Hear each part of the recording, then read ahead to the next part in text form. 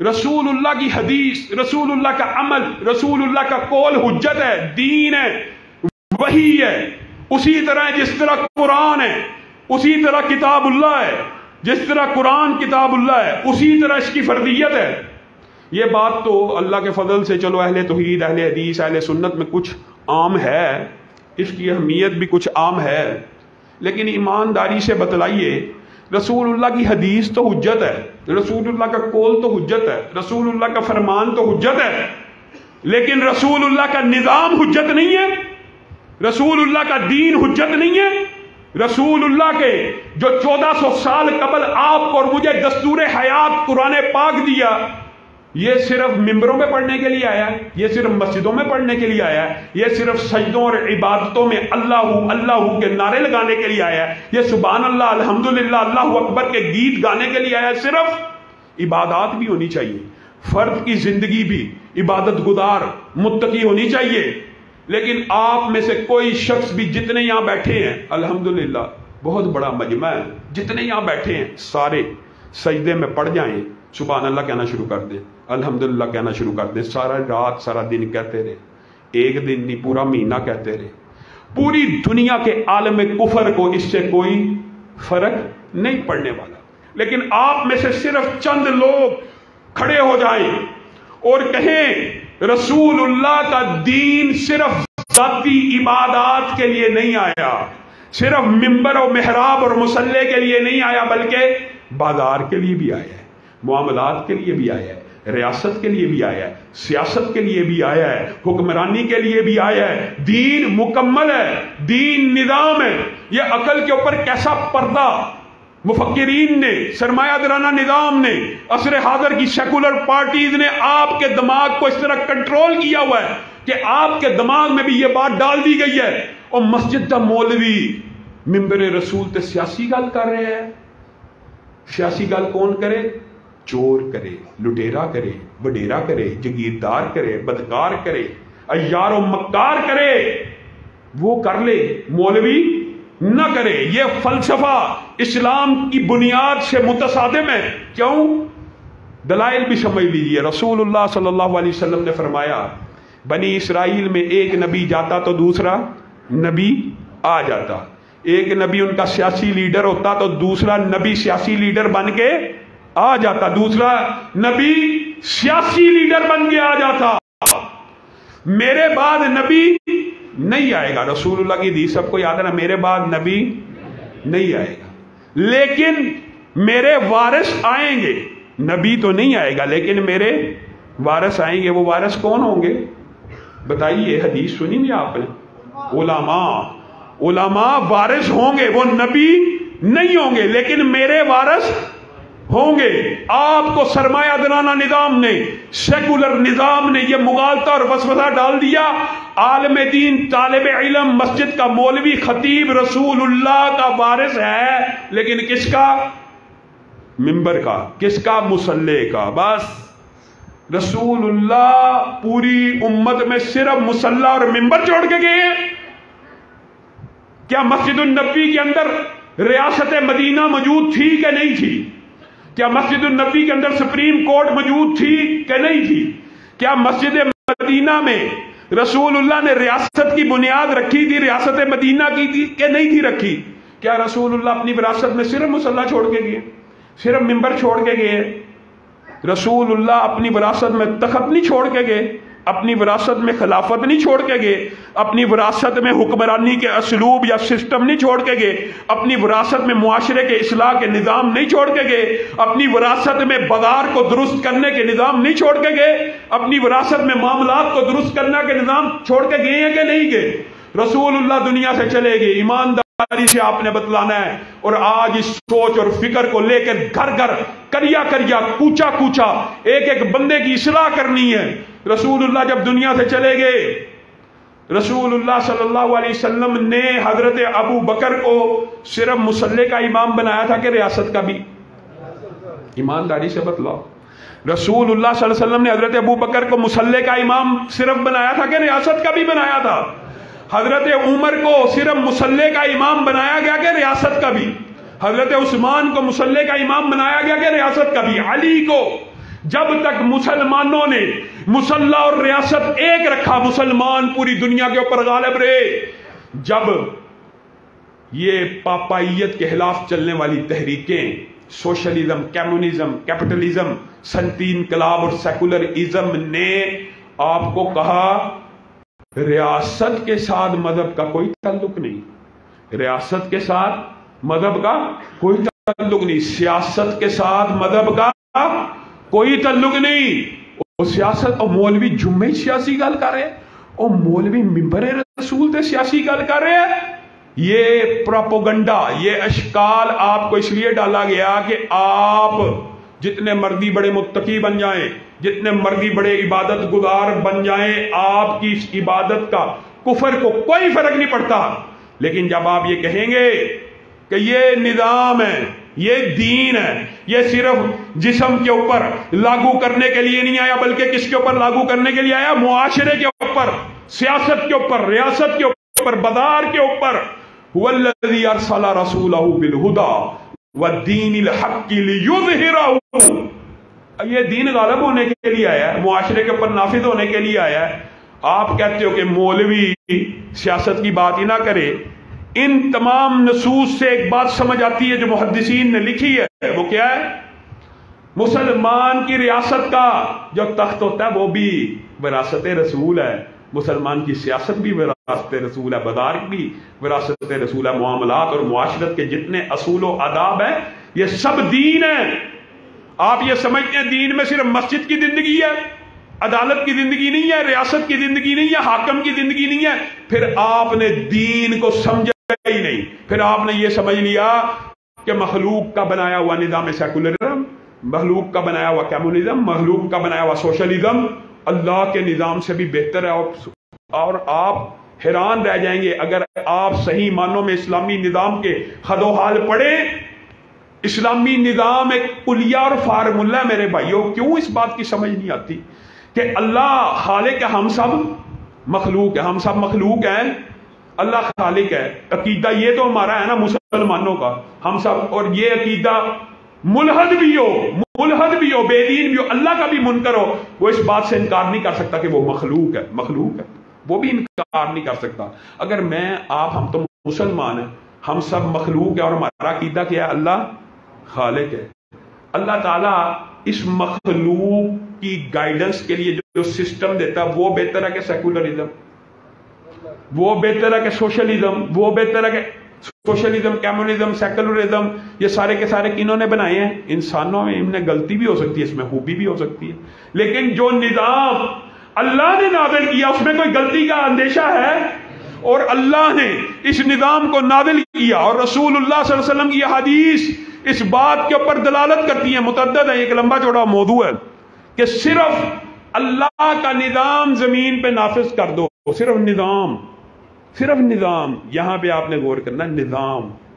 میں بد عملی کی دعوت نہیں دیتا، میں بے عملی کا قائل نہیں ہوں، لیکن اگر اللہ کا نظام زمین پہ قائم ہو جائے، صرف نظام، تو دنیا کے اندر سے جرائم ختم ہو جائیں گے، ڈکیتی ختم ہو جائے گی، زنا ختم ہو جائے گا، چوری ختم ہو جائے گی، معیشت کھڑی ہو جائے گی، امن امان آ جائے گا۔ کیسے؟ رسول اللہ صلی اللہ علیہ وسلم نے ریاست مدینہ میں یہ نظام نافذ کیا۔ آپ دیکھتے ہیں مائد اسلمی آئے ہیں، شبیبہ غامدیہ آئی ہیں، کیا ان کی برائی کا کوئی گواہ تھا؟ نہیں تھا۔ انہوں نے آ کے کیا کیا تھا؟ اقرار جرم، اللہ کے رسول ہمارے پہ حدوں کو لگا دیجیے، ہم نے یہ گناہ کر لیا ہے۔ اسلامی نظام قائم ہوا تو معاشرے کے اندر عملیت ایسے پھیلی کہ ایک بندہ اگر گناہ کرتا ہے اس کے دل میں یہ احساس ہے کہ کل قیامت کے دن مجھے سزا ملنی ہے، میں دنیا سے بھگت کے چلا جاؤں، دنیا ہی میں اپنی سزا لے لوں۔ یہ عملیت بھی آتی ہے نظام کے ذریعے، نظام نافذ کریں عمل بھی آئے گا۔ نظام ایک کلیہ اور فارمولہ ہے۔ عام فہم بات کر کے اپنی بات کو ختم کروں گا۔ یہ آج کل جو فلاسفرز اور تھنکرز اور عقلی اور منطقی اور متکلمین جو ہیں، وہ پتہ کیا لاجک پیش کرتے ہیں؟ ٹھیک ہے اسلام غالب رہا، مانتے ہیں، انکار تو کر نہیں سکتے، ٹھیک ہے اسلام کو عروج رہا، ٹھیک ہے آپ کی یونیورسٹیاں تھی، ٹھیک ہے آپ کی پوری دنیا پہ حکمرانی تھی، ٹھیک ہے ٹھیک ہے ٹھیک ہے ٹھیک ہے، لیکن اسلام اس دور کے ساتھ کمپیٹیبل تھا، اس دور کے ساتھ مطابقت رکھتا تھا. آج کے دور میں یہ جو نظام ہے یہ سزائیں وحشیانہ ہیں معاذ اللہ. آج کے دور میں یہ نظام کمپیٹیبل نہیں ہے. یہی فلسفہ ہے, صرف یہی فلسفہ ہے. اور وہ یہ اس لیے کہتے ہیں, ان کو پتہ ہے یہ نظام ایک کلیہ, ان کو پتہ ہے, مسلمان بھول چکے ہیں, ان کو پتہ ہے کہ یہ نظام ایک کلیہ اور فارمولہ ہے. یہ جب بھی نافذ کیا جائے گا رزلٹ سیم آئے گا, جب بھی نافذ کیا جائے گا رزلٹ سیم آئے گا. 1400 سال پہلے نافذ کیا, رزلٹ امن, سکون, معیشت کی بحالی, جرائم کا خاتمہ, قتل, ڈکیتی, زنا ختم, رزلٹ سیم. آج بھی نافذ ہوگا تو رزلٹ سیم, کل بھی نافذ ہوگا رزلٹ سیم. ان کو یہ بات پتہ ہے کہ یہ نظام آ گیا, رزلٹ سیم نکلے گا, اس نظام سے مسلمانوں کو دور کر دو. پھر بھی مسلمانوں نے ماضی قریب میں جو جد و جہدیں کی ہیں ان میں مثال دیتا ہوں. خلیجی ممالک کا آپ نے جائزہ لیا ہوگا, ایک مثال کے طور پہ بات سمجھاتا ہوں. سعودی عرب ہے, اس میں اس نظام کے ایک جز کو نافذ کیا, پورے نظام کی بات نہیں ہو رہی, ایک جز کو نافذ کیا. کس کو؟ حدود اللہ کو. حدود اللہ بھی نظام کا حصہ ہے. آپ حیران رہ جائیں گے, گوگل ہے, اٹھائیے, سرچ کیجئے. اب تو علم چھپا ہوا نہیں ہے. سعودی عرب میں ایک سال میں جتنے جرائم ہوتے ہیں, نیو یارک میں ایک دن میں اتنے جرائم ہوتے ہیں, ایک دن میں. سعودی عرب میں پورے سال میں جتنے جرائم ہوتے ہیں. 1400 سال پہلے بھی یہ نظام ایک ایسا فارمولہ اور کلیہ ہے جہاں پہ نافذ کیا جائے گا رزلٹ ہمیشہ سیم آئے گا. جیسے H2O ہے, پانی کا فارمولہ, جب بھی 2 ہائیڈروجن ایٹم اور 1 آکسیجن کا ایٹم ملے گا کیا بنے گا؟ پانی.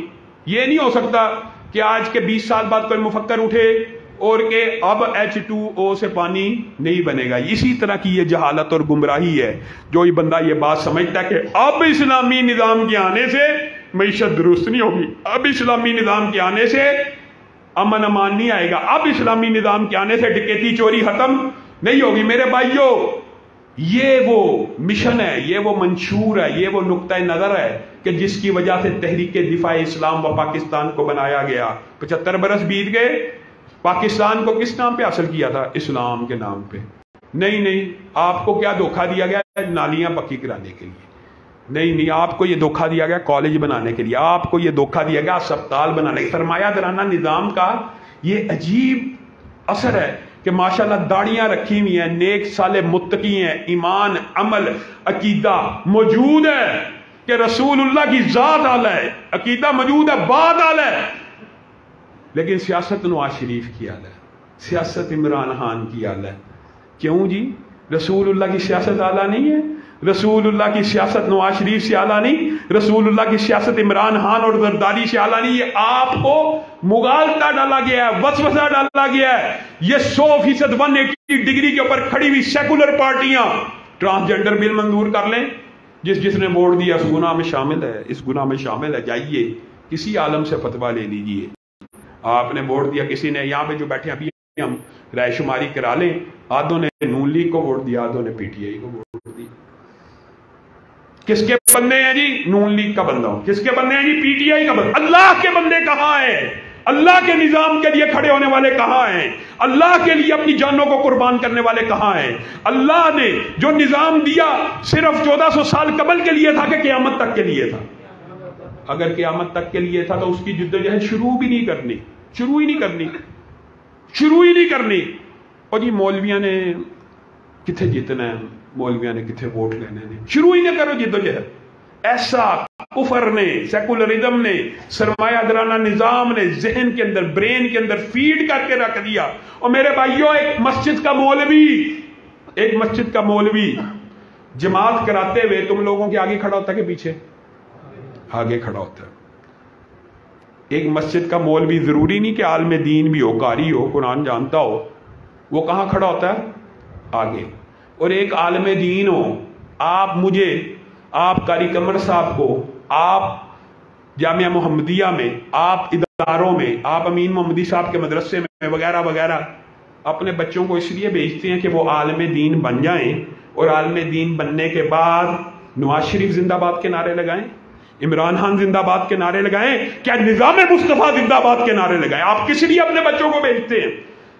علماء نبی کے وارث صرف وہی ہیں جن کے نقطہ نظر میں یہ ویژن کلیئر ہے کہ علماء رہنما بننے کے لیے آئے، مقتدا بننے کے لیے آئے، پیشوا رہبر بننے کے لیے آئے۔ محدثین نے لکھا کہ ریاست کے تخت کی بھی کچھ شرائط ہے۔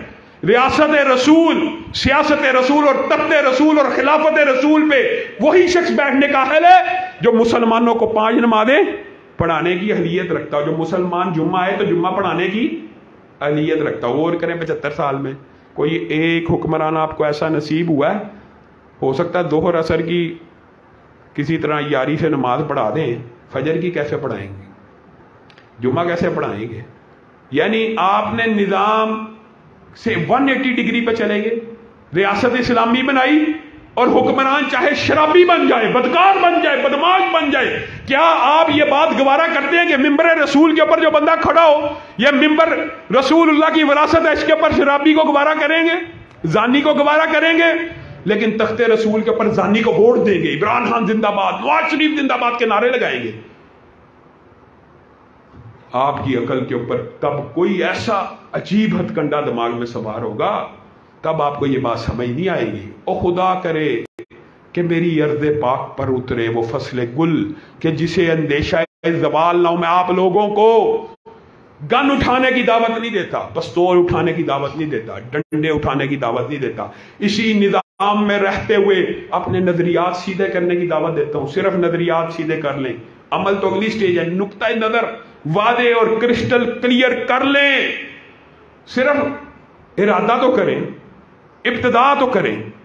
اگر بیلٹ کے ذریعے مولانا فضل الرحمان KPK سے حلقے بنا کر سیٹیں جیت سکتے ہیں تو پنجاب کے دین پسند اتنے پیچھے کیوں رہ گئے؟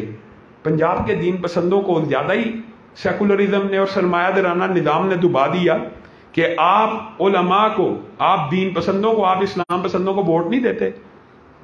بلٹ کے ذریعے نہیں، بیلٹ کے ذریعے بھی تبدیلی آ سکتی ہے، اللہ کی قسم آ سکتی ہے، اسلام غالب بیلٹ کے ذریعے بھی آ سکتا ہے، آپ لوگوں کے تعاون کی وجہ سے آ سکتا ہے۔ لیکن نقطہ نظر ہو تو آئے گا نا، نظریہ ہو تو آئے گا نا، سوچ فکر ہو تو آئے گا نا۔ آپ آج چاہیں صرف اس مسجد میں بیٹھے ہوئے ارادہ کر لیں کہ ہم نے ایک PP کے اندر اپنے پورے ضلع کے ووٹوں کو مجتمع کر لینا ہے، ہم ذہن لوگوں کے سارے ووٹ ادھر مجتمع کر لینے ہیں، نہ بھی ہو آپ ابلاغ کریں۔ اللہ کی قسم پاکستان میں اسلام پسند زیادہ ہیں، یہ 2-3% کے جو لوگ ہیں یہ آپ کے حکمران بنتے رہتے ہیں، اور یہ ایسے دنیا اور معاشرے کو لگتا ہے کہ جیسے بے دینیت اور لا دینیت اور دین سے نفرت اور بیزاری کا اظہار کرنے والے پاکستان میں زیادہ ہیں۔ ہرگز نہیں، عملی طور پہ پاکستان میں دین پسند، اسلام پسند لوگ زیادہ ہیں، ان کی قوت و طاقت زیادہ ہے، لیکن وہ بیلٹ میں منتقل نہیں ہوتی۔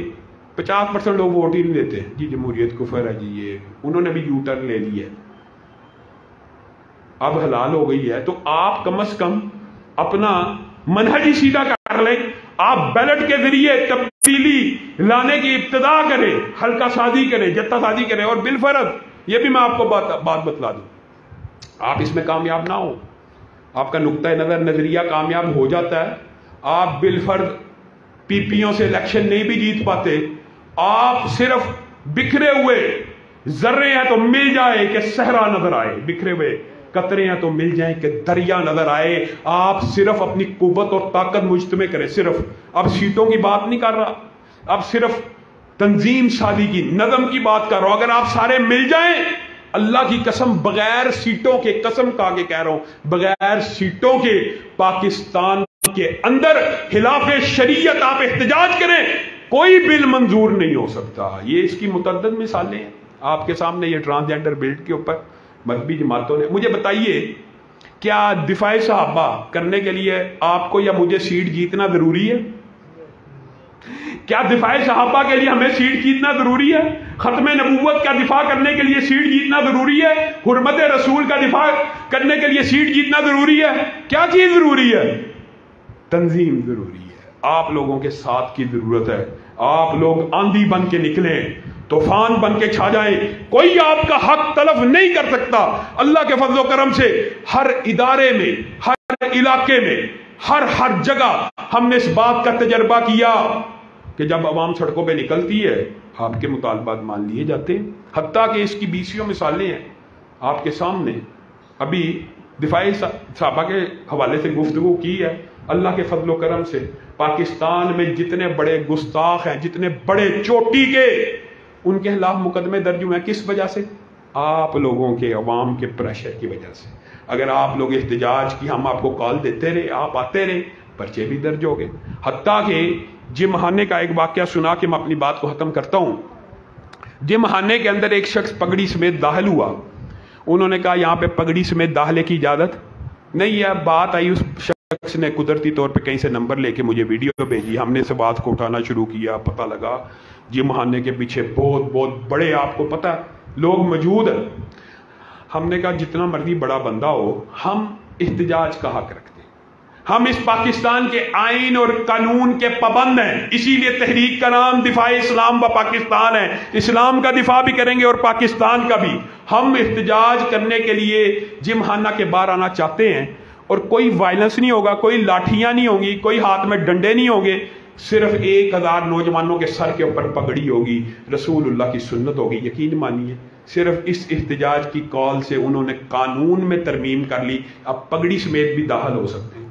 بتائیے آپ لوگ اگر کسی بھی خلاف شریعت، خلاف دین کام کے لیے کھڑے ہو جائیں، اور مذہبی جماعتوں کا، مذہبی تحریکوں کا، اور خاص طور پہ مذہبی سیاسی تحریک کا کام ہی ہے کہ وہ محتسب کا کردار ادا کرے، خلاف شریعت کام نظر آ رہا ہے اس کے خلاف احتجاج کرے، اس کے خلاف آواز کو بلند کرے۔ یہ نہیں کہ گنگا شیطان بن کے بس ہر وقت اپنی پسند کی پارٹیوں کے، کبھی نواز شریف، کبھی عمران خان، کبھی زرداری زندہ باد کے نعرے لگاتا رہے۔ آپ بے حیائی کے اتنے بڑے بورڈ میں آپ کو دعوے سے کہتا ہوں، اگر آپ لوگ میرا ساتھ دیں تو پاکستان کی گلیاں اور محلے یہ بے حیائی اور عریانیت کے جو بڑے بڑے فحاشی کے بورڈ لگے ہوتے ہیں، اگر عوام میرے ساتھ ہو، ان کو جرت نہ ہو یہ کوئی بندہ بورڈ ٹانگ سکے۔ لیکن تکبیر، صاحب قدم بڑھاؤ، علماء صاحب قدم بڑھاؤ۔